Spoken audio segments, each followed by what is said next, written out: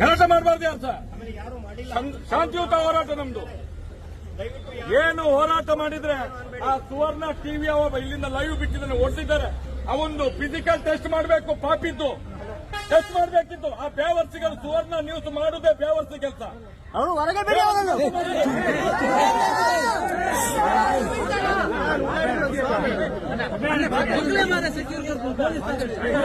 TV ಅವರು ಮಾಡುವಂತ ಬೇವರ್ಸಿ ಕೆಲಸ ಬಂದದ್ದು ಬೇಕಂತ ಅಲ್ಲಿ ನಮ್ಮವರಿಗೆ ಹೊಡೆದಿದ್ದಾರೆ. ಅದನ್ನು ಇದು ಮಾಡ್ಲಿಕ್ಕೋಸ್ಕರ ಇಲ್ಲಿ ಬಂದು ಅವ್ರು ನಾಟಕ ಮಾಡ್ತಾ ಇದ್ದಾರೆ.